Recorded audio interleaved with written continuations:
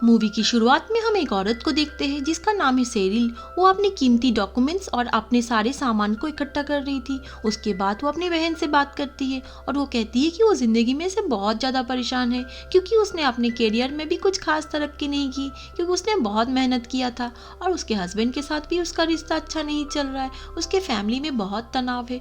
वो रो रही थी और बहुत ज़्यादा डिप्रेस दिख रही थी और उसी टाइम देखते हैं कि उसका एक फ़ोन भी आता है, लेकिन वो फ़ोन को पिक नहीं करती है जबकि उसका हस्बैंड कॉल कर रहा था। और वो फ्रिज में एक नोट लिखती है कि वो सैलून जा रही है। अब इस घटना को पूरा 15 साल हो चुका है। हम उसी औरत को देखते हैं लेकिन एक नए अवतार में। उसकी अभी शादी हो चुकी है और उसका भी 2 बच्चे भी है जिसका नाम है मैरी और सेबेस्टियन।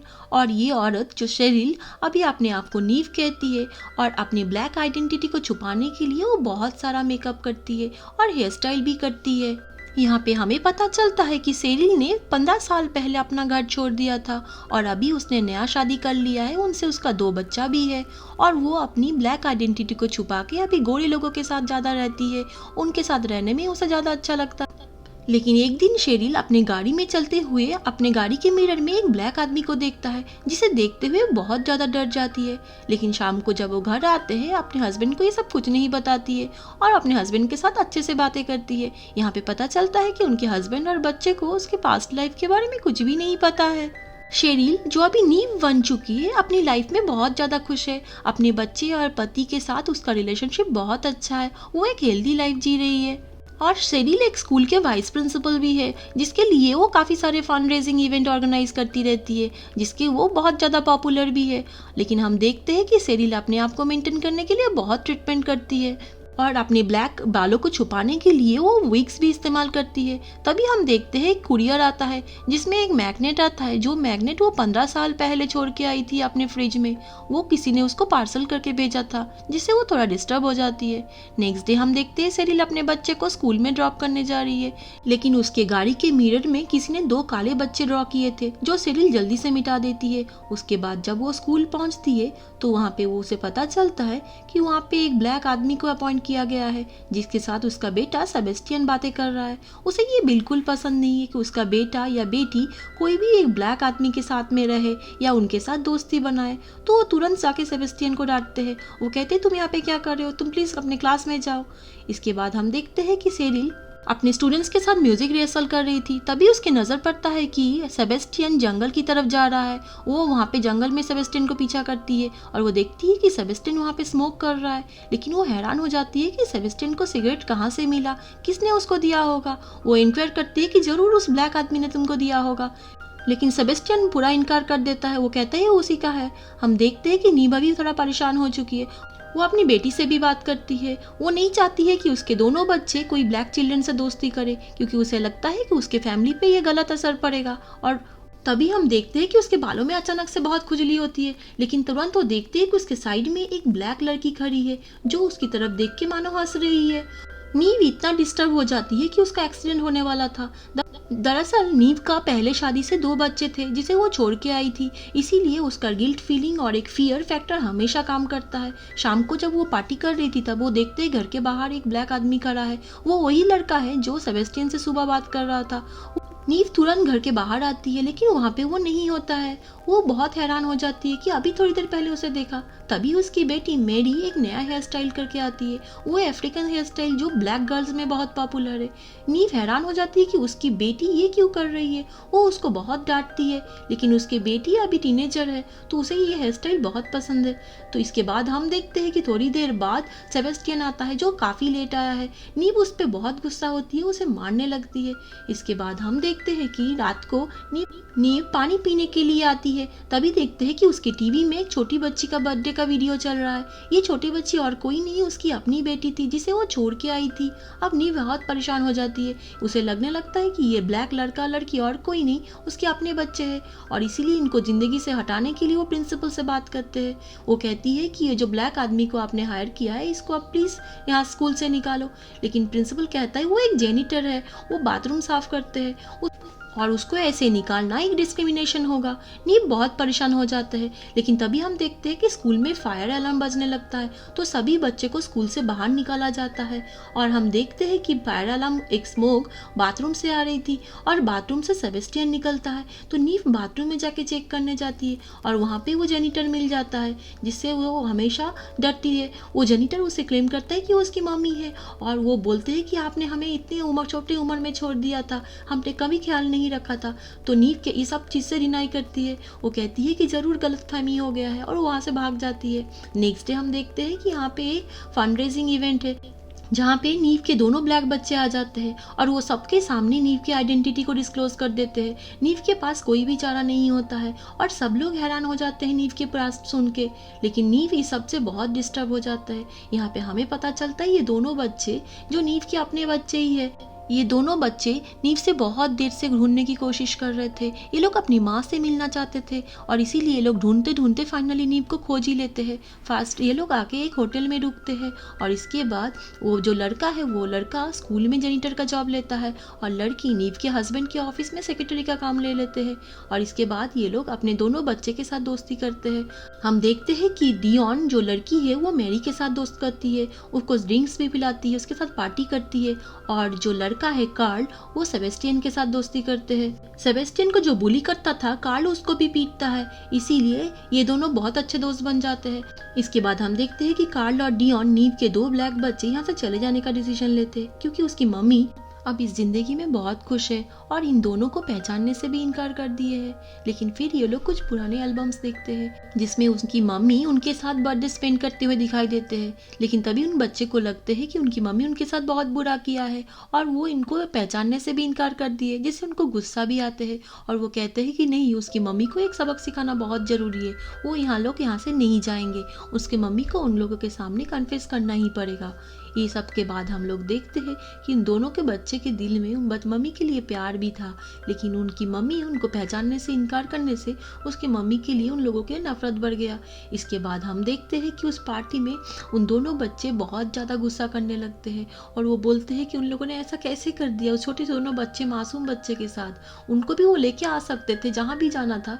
इसके बाद देखते हैं कि उसके करंट पति भी इस बात से उनके लिए बात करते हैं। वो कहते हैं कि ये कैसा था, ये तुम लोगों ने क्यों नहीं बताया, लेकिन उसके पति को वो कहते हैं कि अगर मैंने ये सब बताया होता तो मैं ये जिंदगी नहीं जी पाती, तुम मुझे कभी भी शादी नहीं करते। इसके बाद नीव कहती है कि देखो, मेरा पति एक एब्यूज़र था और मुझे उनसे भागना था, मुझे उनके साथ जिंदगी नहीं जीना था। इसके बाद नीव कहती है कि मैं सब संभाल लूंगी। नीव के पति को उनके बच्चे से कोई भी प्रॉब्लम नहीं था, लेकिन नीव को ये सब प्रॉब्लम्स नहीं चाहिए था, इसीलिए वो दोनों बच्चे के पास आती है और उनसे माफ़ी भी मांगती है। एक्चुअली वो ड्रामा करती है और इसके बाद कहती है कि देखो, सिचुएशन ऐसा था कि मैं तुम लोगों को साथ नहीं लेके आ पाई, लेकिन तुम लोग फिर से एक नई जिंदगी जी सकते हो। और इसके बाद वो दोनों बच्चे को 10-10 हज़ार की पाउंड की चेक देते हैं और कहते हैं कि देखो, इस पैसे से आपने एक नई जिंदगी शुरुआत करो। अब ये दोनों बच्चे को ये पैसा नहीं चाहिए था, वो लोग तो एक माँ को ढूंढने के लिए आए थे, उसे उन माँ की प्यार चाहिए था, लेकिन फिर भी वो कुछ बोलते नहीं और चुपचाप चले जाते हैं। इसके बाद हम देखते हैं कि शाम को आके नीव बताती है कि सब ठीक हो गया है, ये लोग अभी लंदन चले जाएंगे और कोई प्रॉब्लम्स नहीं है। नीव अपने फैमिली से भी पूरा माफ़ी मांगते हैं और उसके फैमिली सबको ही माफ़ कर देते हैं, लेकिन वो लोग कहते हैं कि वो दोनों बच्चे फिर यहाँ आ सकते हैं और फैमिली के साथ रह भी सकते हैं। एक्चुअली नीव के हस्बैंड और दोनों बच्चे बहुत ही ज़्यादा कंपैशनेट है, लेकिन नीव नहीं चाहती है कि वो दोनों बच्चे फिर से यहाँ पे आए और उनकी ज़िंदगी में दखल दे, क्योंकि वो उन ज़िंदगी से छुटकारा चाहती है।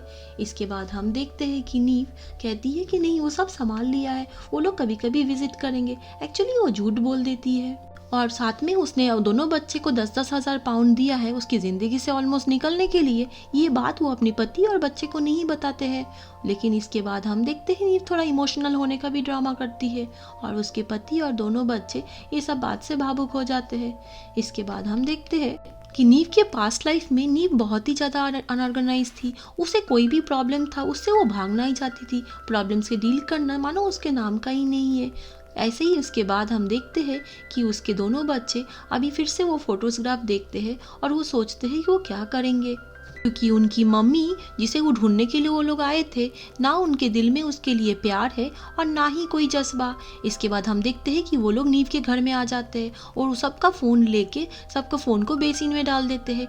अब डियॉन और कार्ल की आंखों में गुस्सा था और इन दोनों के सर पे भूत सवार हो चुका था, इसीलिए ये लोग सेबेस्टियन और मेरी को भी पकड़ लेते हैं। ये दोनों काफी डर जाते हैं। इसके बाद हम देखते हैं कि मैरी भी बोलती है कि उसे डर लग रहा है, लेकिन कार्ल वहां से किसी को भी जाने नहीं देते हैं और नीव सबको बोलते हैं कि प्लीज तुम लोग शांत रहो। नीव के हस्बैंड प्यार से समझाने की कोशिश करता है, लेकिन कार्ल उसे भी मारता है। एक्चुअली कार्ल और डियॉन को पता नहीं वो लोग क्या कर रहे हैं, क्योंकि वो लोग बस गुस्सा है अपनी माँ पे और अपनी माँ की नई फैमिली पे, और इसीलिए उन सबको सबक सिखाना चाहते हैं। इसके बाद वो लोग पैसे के बारे में भी बता देते हैं, जिससे नीव के हस्बैंड बहुत गुस्सा करते हैं कि तुमने ऐसा क्यों किया, ये दोनों को तो हम अपना भी सकते थे। लेकिन इसके बाद हम देखते हैं कि नीव रोने लगती है और उसका हस्बैंड कहता है कि देखो अभी ये ऐसे रिलेशनशिप हम रख नहीं सकते कि मानो कि जैसे नीव और उसके हस्बैंड का डिवोर्स होने वाला है। इसके बाद कार्ल कहता है कि अभी हम लोग सब फैमिली की तरह एक्टिंग करेंगे, तो सबको गेम खेलने के लिए बोलते हैं। नीव इस सीरियस सिचुएशन को थोड़ा लाइट करने की कोशिश करती है, तो थोड़ा नॉर्मल एक्टिंग करती है और जैसे पूरा फैमिली गेम खेलते हैं ऐसे खेलते हैं। ये सब देख के कार्ल और गुस्सा हो जाते हैं और वो नीव के हस्बैंड यान को वहाँ पे जिम में लेके जाते और भारी वेट्स देता है जो यान ठीक से उठा भी नहीं पा रहा था। इधर पानी पूरा भर चुका था और ये लोग किसी को भी हेल्प के लिए नहीं बुला सकते थे और इतना पानी भर गया था कि इतना दूर से किसी को जान भी नहीं सकते हैं। तभी कुछ फूड डिलीवरी ऑर्डर आता है जो कार्ल ने किया था, क्योंकि वो सब मिलके एक साथ एक फैमिली डिनर करना चाहते थे। लेकिन तभी हम देखते हैं कि नीव कहते हैं कि तुम प्लीज़ इंतज़ार करो, मैं पैसा लेके आती हूँ, और इसके बाद वो पैसा लेने के लिए ऊपर आ जाती है और हम देखते हैं कि नीव वहाँ से देखती है कि उसके हस्बैंड और ये सब उठा नहीं पा रहे हैं और इस सब के चलते उसके हस्बैंड का वहीं पे डेथ हो जाता है। और ये सब देखते नीव का मानो होश ही उड़ जाता है। उसे पता नहीं चल रहा था कि अभी वो क्या करे, क्योंकि उसके हस्बैंड का डेथ हो चुका था। उसका फैमिली और सेम नहीं रहेगा जैसे वो पहले था। लेकिन इसके बाद हम लोगों के ऑडियंस के मन में भी ये होता है कि अब नीव क्या करेगी, क्या वो उस डिलीवरी बॉय से हेल्प मांगेगी कि उसे प्लीज़ हेल्प करे, पुलिस भेजे, या क्या करेगी वो। लेकिन तभी हम देखते हैं इस मूवी की क्लाइमैक्स, हम देखते हैं कि नीव धीरे से निकलती है उस डिलीवरी बॉय से पैसा देने के लिए और वो बहुत नॉर्मल एक्ट करती है और सभी बच्चे यहाँ पे बैठे थे कि नीव अभी क्या करेगी। और हम तभी देखते हैं कि नीव उस डिलीवरी बॉय के साथ वहाँ से भाग गई है जैसे वो पहले भागी थी और अभी चारों बच्चे उसी दरवाज़ा की तरफ देख रहे थे। यहाँ से हमें पता चलता है कि नीव कोई भी प्रॉब्लम्स नहीं झेल सकती थी, कोई भी प्रॉब्लम से वो बस छुटकारा पाना चाहती थी और इसीलिए जब इतनी बड़ी प्रॉब्लम्स उसके दोबारा नेक्स्ट फैमिली में भी आया, वो फिर से भागने का ही डिसीजन लिया और वो अपने चारों बच्चे को इस सिचुएशन में छोड़ के वहाँ से निकल गई। ये मूवी हमें यही बताती है कि अगर हम कोई प्रॉब्लम से निकलने की कोशिश करें, वो भागना कोई सलूशन नहीं है, क्योंकि नीव भी पहले हर प्रॉब्लम से बस भागना ही जानती थी और वो भाग के नई जिंदगी शुरू करना चाहती थी। लेकिन प्रॉब्लम्स को अगर ना संभाला जाए तो हमेशा पीछा ही करेगा। उसके साथ ऐसा भी हुआ, क्योंकि अभी हम देखते हैं कि दूसरी बार भी जब वो भाग गई, इसका मतलब ये है कि वो फिर से एक नया जिंदगी शुरू करेगी। लेकिन ये चारों बच्चे से फिर से नीव को ढूंढ लेंगे और वो लोग उनका पीछा करेंगे और उसकी ज़िंदगी फिर से नरक बन जाएगी। तो ये मूवी हमें दिखाती है कि हमें हमेशा प्रॉब्लम्स का मुकाबला सामने से करना चाहिए, ना कि कभी उससे भागना चाहिए। अगर आपको ये मूवी अच्छी लगी तो प्लीज़ सब्सक्राइब कर दीजिए। Thank you for watching.